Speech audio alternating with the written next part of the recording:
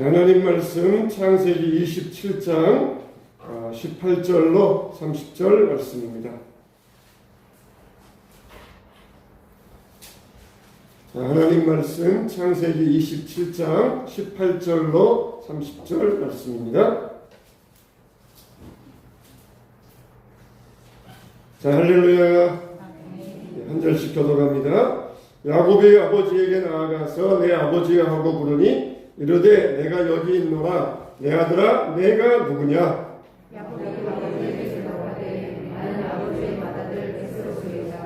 아버지께서 그에게 명하신 대로 내가 하였사오니 어느 곳에 일어나 앉아서 내가 사냥하는 고기를 잡수시고 아버지 마음은 내게 축복하소서. 이삭이 그의 아들에게 이르되 내 아들아 내가 어떻게 이같이 속히 잡았느냐? 그가 이르되 아버지 하나님 여호와께서 나로 순조롭게 만나게 하셨음이니이다. 이삭이 야곱에게 이르되 내 아들아 가까이 오라. 내가 과연 내 아들 에서인지 아닌지 내가 너를 만져보려 하노라. 야곱이 그 아버지 이삭에게 가까이 가니 이삭이 만지며 이르되 음성은 야곱의 음성이나 손은 에서의 손이로다 하며 그의 손이 형 에서의 손과 같이 섞여 있으므로 분별하지 못하고 축복하였더라. 이삭이 이르되 내가 참 내 아들 에서냐? 그가 이르되 그러하니이다.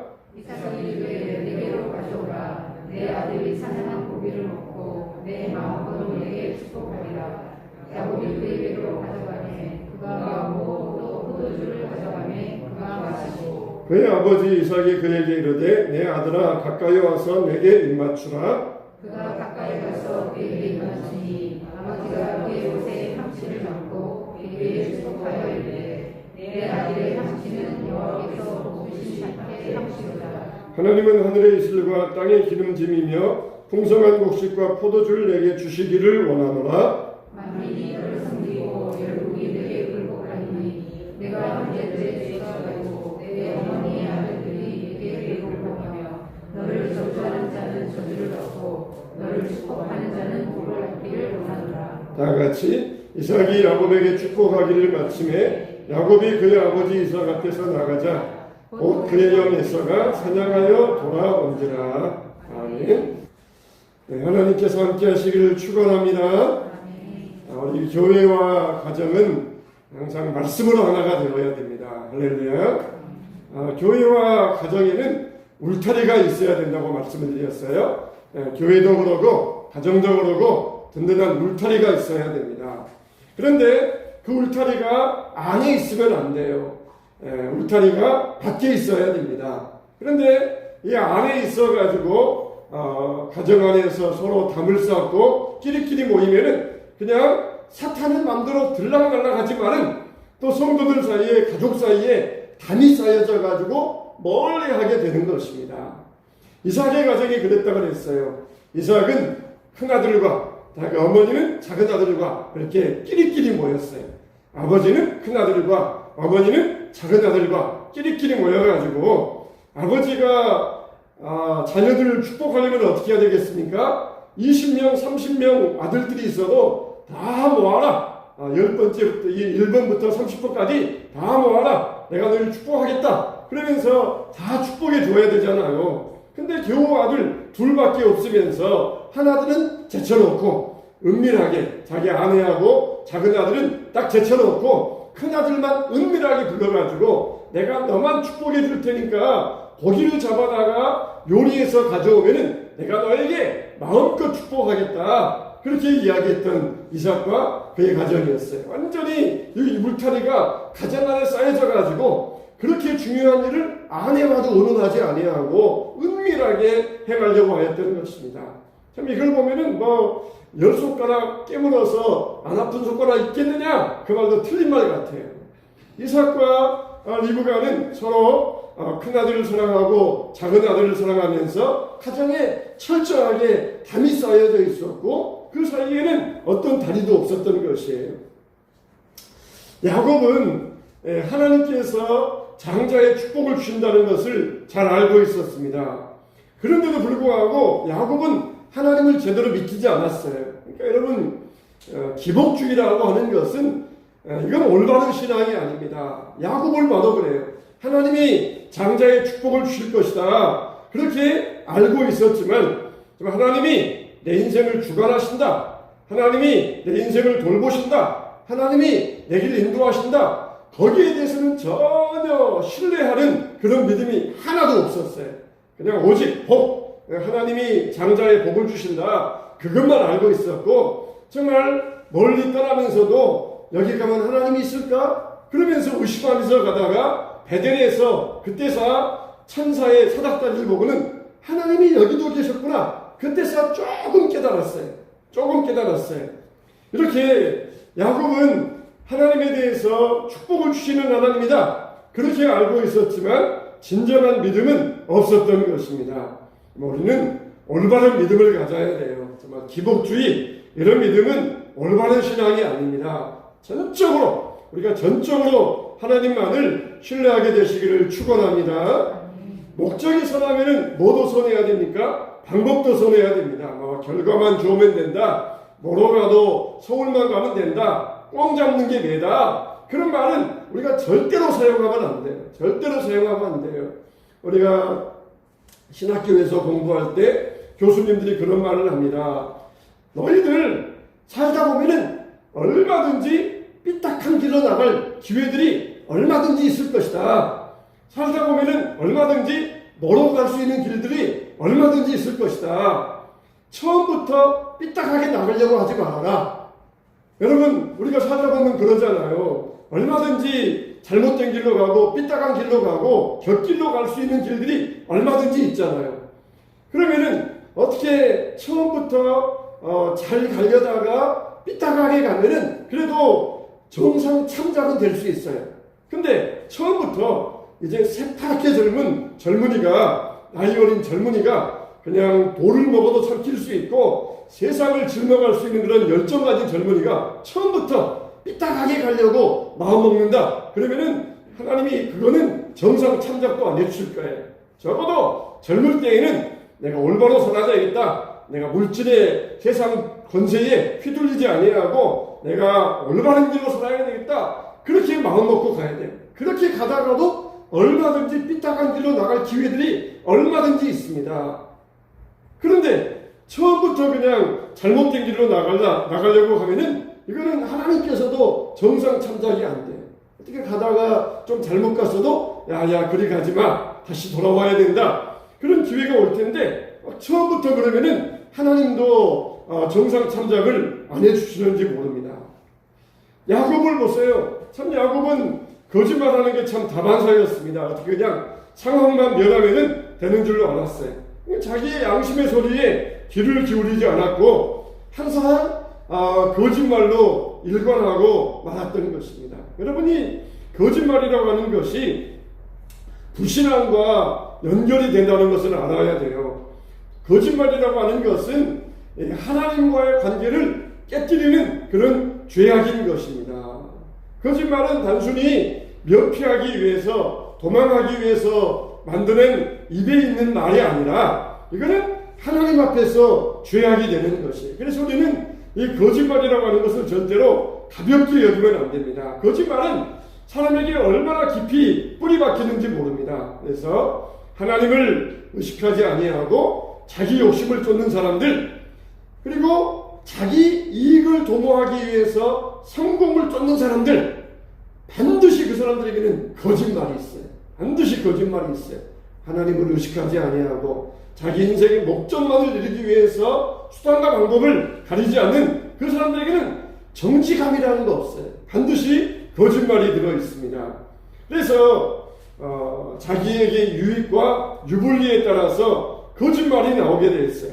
거짓말해서라도 위기를 모면하려고 합니다. 필요하면은 하나님의 이름으로 맹세까지 하면서라도 자기 목적을 달성하려고 합니다.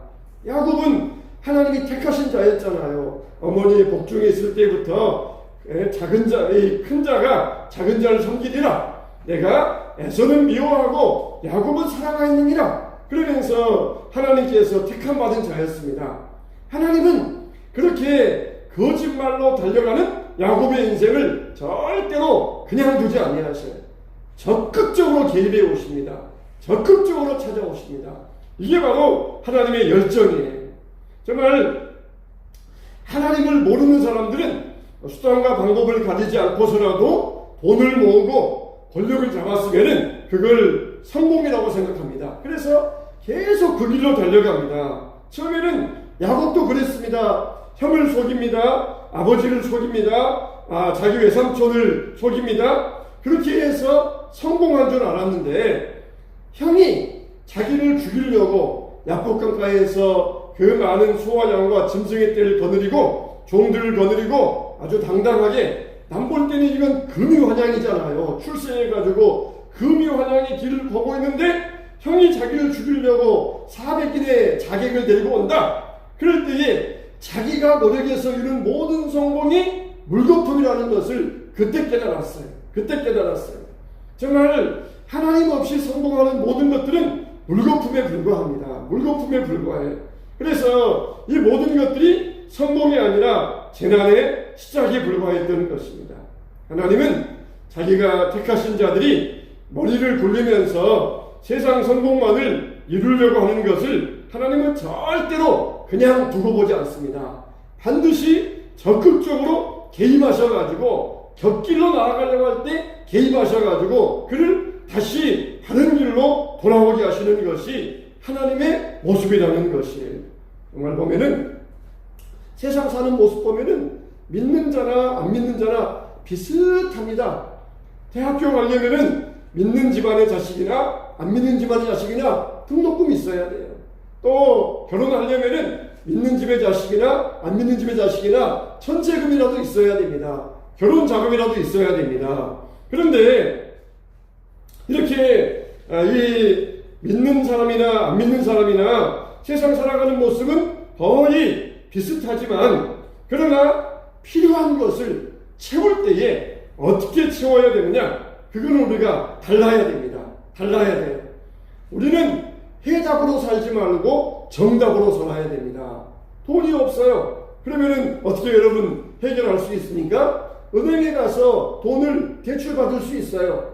또 친한 친구에게 가서 빌릴 수 있습니다. 또 친척에게 가서 돈 좀 주라고 하면서 돈을 받을 수도 있어요. 그거는 해답이 될 수 있어요. 그러나 우리의 정답은 무엇입니까? 바로 하나님입니다. 할렐루야. 우리의 정답은 항상 하나님이에요.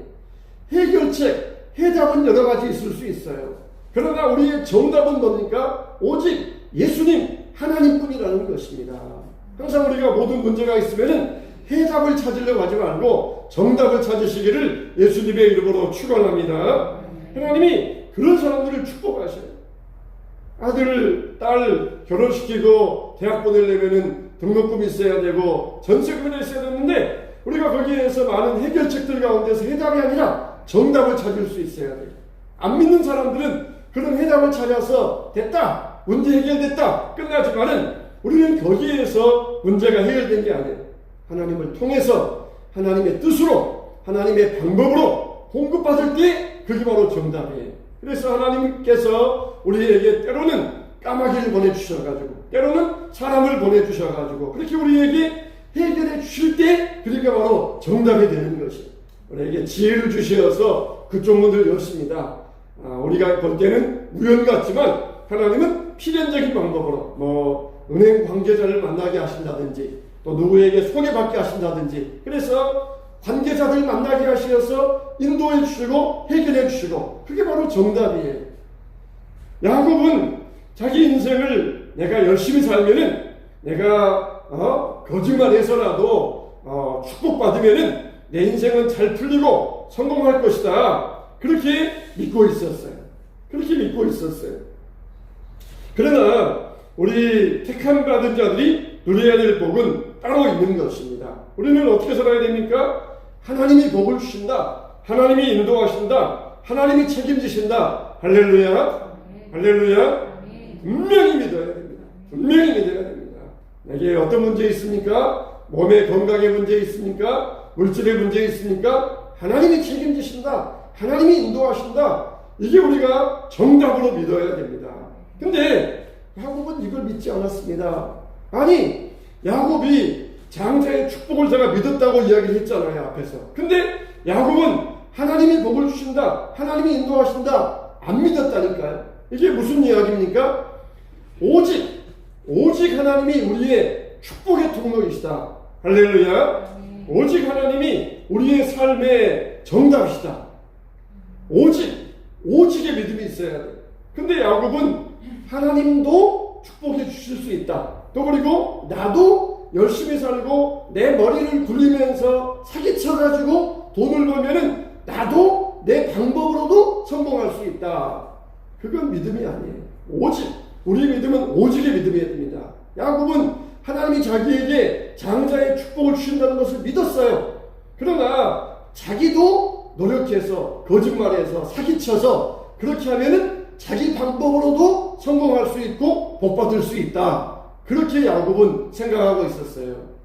대부분의 사람들이 심지어 믿는 자들조차도 그런 생각을 머릿속에 두고 있는 경우들이 얼마나 많습니까? 하나님도 복을 주실 수 있지만 나도 내 방법으로도 열심히 사람들 만나서 영업하고 그리고 사람들 만나서 비즈니스하고 상담하고 사람들에게 때로는 슬쩍슬쩍 거짓말도 하고 뒷돈도 주면서 그러면서 성공할 수 있다. 그게 대부분의 사람들의 마음의 생각이에요. 하나님은 그걸 야곱에게서 지금 깨뜨리고 계시는 것이 유일한 축복의 통로는 누구냐? 유일하게 너의 삶을 인도하시고 책임질 분은 누구냐? 하나님이라는 거예요. 그 야복강강 그 앞에서 20년 동안 자기 외삼촌 라반을 속이면서 얻었던 그 수많은 양떼들 그 앞에서 에서가 자기를 죽이려 온다 할 때 부질없다는 것을 알았어요. 그 앞에서 그렇구나. 인생의 결론은 하나님이구나. 이걸 야곱이 깨닫게 하셨다는 것입니다. 오직 내가 아무리 속이고 취하고 도둑질하고 해서 모았지만은 아무 소용이 없구나. 하나님께서 지켜주지 아니하시면 이거는 정말 아무 소용이 없구나. 그걸 깨닫게 하여 주셨어요. 하나님이 한번 불어버리시면은 날아가는 것이구나. 그걸 알게 하셨어요. 이게 뭡니까? 이게 바로 말라기의 11조의 축복이 아닙니까? 말라기 3장 7절 이하에 보면은 이런 말씀이 나오잖아요. 만군의 여호와가 이르노라 너희 조상들의 날로부터 너희가 나의 규례를 떠나 지키지 아니하였도다. 그런즉 내게로 돌아오라. 그리하면 나도 너희에게로 돌아가리라 하였더니 너희가 이르기를 우리가 어떻게 하여야 돌아가리까 하는도다. 사람이 어찌 하나님의 것을 도둑질하겠느냐. 그러나 너희는 나의 것을 도둑질하고도 말하기를 우리가 어떻게 주의 것을 도둑질하였나이까 하는도다. 이는 곧 11조와 봉헌물이라. 너희 곧 온 나라가 나의 것을 도둑질하였으므로 너희가 저주를 받았느니라. 만군의 여호와가 이르노라 너희의 온전한 11조를 창고에 들여 나의 집에 양식이 있게 하고 그것으로 나를 시험하여 내가 하늘문을 열고 너희에게 복을 쌓을 것이 없도록 붙지 아니하나 보라. 그 다음에 뭐라고 그랬습니까? 만군의 여호와가 이르노라 내가 너희를 위하여 메뚜기를 금하여 너희 토지 소산을 먹어 없어지 못하게 하며 너희 밭에 포도나무 열매가 기한 전에 떨어지지 않게 하리니 하나님께서 보호해 주시겠다는 거예요. 내가 열심히 포도 농사를 합니다. 감람 농사를 합니다. 무화과 농사를 합니다. 그래서 이게 다 익어갈 때쯤 되어서 내 수고의 노력이 이렇게 결실 맺는구나 뿌듯해 있는데 메뚜기가 와가지고 황충이 와가지고 태풍이 와가지고 그냥 싹 떨어뜨려버리고 싹 없애버리는 것이에요. 내가 성공하기 위해서 땀을 흘려가면서 수고했는데 하나님께서 다 쓸어가 버리신다는 것이에요. 이게 뭡니까? 나의 것을 도둑질하고도 너희가 무슨 우리가 도둑질했습니까? 하나님께서 그렇게 보여주시는 하나님의 심판이라는 것입니다. 하나님은 우리가 온전히 믿을 때까지 연단하셔요. 자기 머리를 의존하면서 살아가는 사람일수록 하나님은 더 강하게 연단하십니다. 야곱은 자기 본위의 사람이었어요. 자기 머리를 믿고 사는 그런 사람이었습니다. 거짓말을 밥 먹듯이 하면서 그렇게 사는 사람이었어요. 근데 하나님은 그런 야곱에 대해서도 계획을 가지고 계셨습니다. 계획을 가지고 계셨어요. 하나님이 우리를 붙잡을 때 빨리 거기에 하나님의 손에 딱 붙들려야 됩니다. 하나님이 붙잡으려고 그러는데 막 벗어나려고 막 발버둥 치면서 또 벗어났다가 도망갔다가 잡혔다가 그러면은 나만 더 힘들어요. 하나님의 연단은 계속됩니다. 하나님의 손에 딱 붙잡으면은 빨리 붙잡혀가지고 그 하나님의 손에서 경솔해질 수 있어야 돼요. 근데 붙잡아도 그냥 내 막 발버둥 치면서 싫어요. 그러면서 벗어나면 벗어날수록 연단의 기간은 더 길어지는 것이에요. 하나님이 우리를 연단하시는 목적이 뭡니까? 우리를 막 괴롭게 하려고, 그게 아니에요. 훈련입니다. 훈련. 훈련을 할 때 어떻습니까? 훈련할 때 훈련을 잘하면은 훈련은 빨리 끝납니다. 근데 훈련을 못하면은 계속해서 훈련은 한없이 길어집니다. 하나님이 연단하시는 건 뭐예요? 내 손에 잡혀라. 내가 너의 인생을 빚어가겠다. 그러면은 빨리 붙잡혀가지고 하나님 나를 빚어주세요. 그러면은 연단은 빨리 끝나요. 근데 벗어나려고 내 뜻대로 살려고 내 마음대로 살려고 그러면은 하나님의 연단은 점점 길어져요. 하나님의 목적이 있는데 그 연단을 벗어나려고 하면은 하나님의 연단은 계속해서 끊어지지 아니하고 하나님의 연단은 계속되는 것입니다. 여러분에게 물질의 연단이 있습니까? 하나님이 우리를 물질로 연단하고 만드시는 거예요. 몸의 연단이 있습니까? 하나님이 우리를 몸을 통하여서 연단하시는 것입니다. 사도 바울은 굉장히 교만한 사람이었어요. 나는 학식도 높고 집안도 좋고 나는 이렇게 열정도 있는 사람이다. 율법도 어려서부터 배웠고 알 만큼 알고 지위도 있고 나는 이렇게 제사장들에게 인정받는 사람이다. 굉장히 교만한 사람이었어요. 근데 하나님께서 그를 쓰러뜨리시고 그런 다음에도 어떻게 하십니까? 그에게 옆구리에 육체의 가시를 남겨놓으셔요. 바울이 뭐라고 고백합니까? 내게 육체의 가시 사탄의 사자를 주신 목적은 교만하지 못하게 하시려고.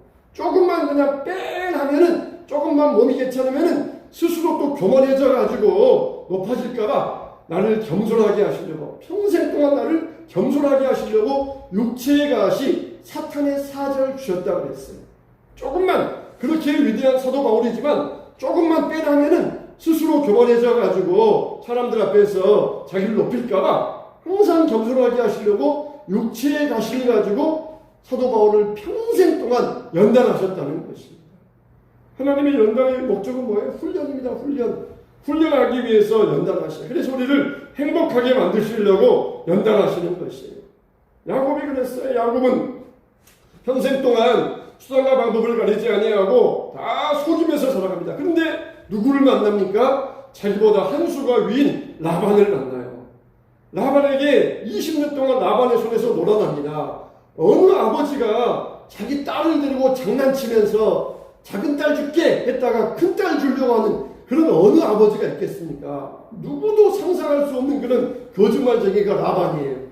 야곱은 그렇게 거짓말에 늘겠는데 자기보다 훨씬 높은 라반에게 속공합니다. 누가 그 첫날 밤에 이 작은 딸 대신 큰 딸이 올 줄 누가 알았겠어요? 또 어떻게 합니까? 야곱의 열아들이 어떻습니까? 11번째 동생인 요셉을 미워해가지고 저걸 죽여버리자 그랬다가 죽이지는 말고 애굽의 노예로 팔자 그러잖아요. 그리고는 와가지고는 아버지에게 이 옷이 아버지의 아들 요셉의 옷인지 확인해 보십시오. 누가 어느 아들들이 자기 동생을 팔아가지고 노예로 팔아가지고 속일 줄 어느 아버지가 상상이나 했겠습니까? 상상도 못한 일을 야곱이 거짓말 당했다는 것이에요. 하나님은 그렇게 야곱을 연단하십니다. 자기보다 훨씬 단순 없게 라반에게 속고 훨씬 단순 없게 설마 자기가 믿은 10아들들이 하나같이 10명이 입을 맞춰가지고 속일 줄 누가 알았겠어요? 수십 년 동안 그 거짓말을 깜짝같이 속일 줄 누가 알았겠어요? 어느 한 아들이라도 양심이 찔려가지고 아버지 앞에 와서 정직하게 고백하면은 금방 드러날 수 있잖아요. 근데 10아들이 하나같이 수십 년을 숨기고 거짓말할 줄, 꼼짝 못하게 할 줄 누가 알았겠습니까? 상상도 못할 일을 야곱이 당했어요. 완전히 야곱을 하나님께서 연단하기 위하여서 상상도 못할 그런 일들을 당하게 하셨던 것입니다. 왜 그렇습니까? 우리를 순수하게 만들기 위해서 하나님은 계속해서 연단하시는 것이에요. 그래서 하나님은 우리가 순수한 믿음을 가질 때까지 연단하십니다. 우리는 이걸 잊어서는 안 됩니다. 거짓말하는 것, 이거는 작은 문제가 아니에요. 어떤 사람은 정말 수십 년 동안 연단받기도 합니다. 어떤 사람은 평생 동안 연단받다가 노년에 이르러서야 전부여 의지없어서 손들고 옵니다. 그때 가서 항복하는 사람이 있어요. 하나님은 이렇게 하나님이 택하신 사람을 절대로 놓지 아니하십니다. 사람이 고집부리고 버티면 버틸수록 연단의 기간은 길어지는 것이에요. 하나님은 사람이 가장 소중히 여기는 것을 가지고 연단하십니다. 야곱이 소중히 여기는 것이 무엇이었습니까? 자기 라헬의 아들 요셉이었어요. 가장 소중히 여기는 아들, 목숨보다 귀한 아들, 그걸 소중히 여기는 것을 가지고 사람을 연단하십니다. 수십 년간 그것 때문에 얼마나 야곱이 고통의 세월을 살아왔습니까? 하나님은 이와 같이 우리를 계속해서 죽을 때까지 우리를 빚어가십니다. 사람은 보면은 쉽게 바뀌지 않더라고요. 쉽게 바뀌지 않아요. 그런데도 불구하고 하나님은 계속해서 우리를 평생 동안 우리를 만들어 가십니다. 야곱은 나면서부터 자기밖에 모르는 사람이었어요. 근데 하나님은 야곱의 인생 130년 동안 야곱을 빚어가셔요. 야곱을 만들어 가셔요. 나중에 애굽의 바로 앞에 가서 야곱이 말하기를 내 인생의 세월은 험악한 인생이었습니다. 그걸 보면은 야곱이 얼마나 부드러운 사람 되었는지 모릅니다. 이렇게 자기 힘으로 살려고 발부둥치던 인생을 하나님께서 나를 이렇게 험악한 세월 가운데서 보호해 주시고 인도해 주셨습니다. 그러면서 대제국의 왕인 바로 앞에서 바로를 축복해 주잖아요. 당신도 마찬가지입니다.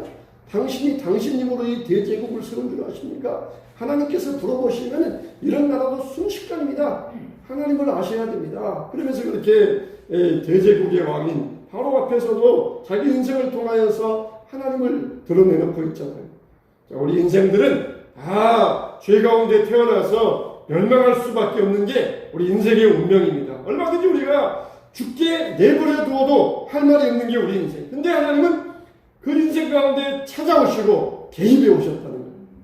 개입해 오셔가지고 우리 인생 가운데 개입해 오셔가지고 막 곁길로 막 나간 사람을 개입해 오셔가지고 올바른 길로 하나님은 우리를 인도하고 계신다는 것이. 이게 바로 하나님의 열정이에요. 하나님의 뜨거운 열정입니다. 그 하나님의 열정 때문에 우리가 지금도 이곳에 존재하고 있어요. 하나님이 개입하셔서 이 밤에 우리가 이 자리에 나와 앉아 있을 수가 있는 것입니다. 하나님 손에 우리가 붙들리려고 할 때 발버둥 치지 마십시오. 그러면 더 고통스러운 법입니다. 하나님이 우리를 붙잡으려고 하시면 남자해지셔야 돼요. 하나님이 나를 예배의 자리로 나를 이끄실 때 남자하게 살아야 됩니다. 그러면 우리의 연단의 기간은 짧아지게 되어 있어요. 하나님이 정말 나를 먼저 사랑하셨구나. 정말 이게 얼마나 분명한 사실입니까? 나를 먼저 사랑하신 일, 이게 믿는 일에 우리가 순수한 믿음을 가질 수 있어야 돼요. 우리 모든 인생은 다 하나님 손에 달려 있는 것입니다. 하나님 안 믿고도 잘 먹고 잘 살고 그리고 편안한 사람들 보면은 야, 저런 사람도 하나님 안 믿어도 잘 먹고 잘 살고 편안하지 않습니까? 그렇게 말하고 싶을 거예요. 그러나 그런 사람은 하나님이 버린 사람이에요. 저주받은 사람이에요. 곁길로 막 가는데 내버려 두어라. 지 맘대로 가게 두어라. 그 사람은 버린 사람이에요. 근데 우리가 곁길로 가려고 그러면은 하나님은 반드시 개입해 오십니다. 반드시 찾아오셔요. 그래가지고 우리를 연단하십니다. 올바른 길로 가게 하시고 하나님의 형상으로 우리를 빚어가시는 것이에요. 하나님의 택한 사람들이 거짓말하고 죄를 짓고 성공하려고 할 때 하나님은 그냥 두지 아니하시요. 적극적으로 개입하시면서 바른 길로 인도하십니다. 우리 인생의 주인은 내가 아니고 하나님이십니다. 하나님은 우리를 위해서 존재하는 것이 아니라 우리가 하나님을 위해서 존재하고 있는 것입니다. 야곱처럼 기복주의적인 신앙만 가지고 하나님도 나를 위하여서 축복도 하나님께서 주실 수도 있고 내가 노력해서 얻을 수도 있고 이렇게 기복주의적인 신앙 가진 야곱을 하나님은 개입하시어서 믿음으로 올바로 서게 하셨고 그리고 모든 것이 성화되게 하시고 올바른 삶을 살도록 인도해 주셨습니다. 오늘도 하나님께서 우리 삶에 개입해 주시어서 하나님이 나를 책임져 주신다. 하나님이 나를 인도해 주신다. 하나님이 내 모든 삶을 주관하신다. 나는 온전히 하나님만 의지하며 나아갈 때 하나님이 나를 보호하신다. 이런 믿음이 철저한 분명한 저와 여러분의 믿음이 되시기를 예수님의 이름으로 축원합니다.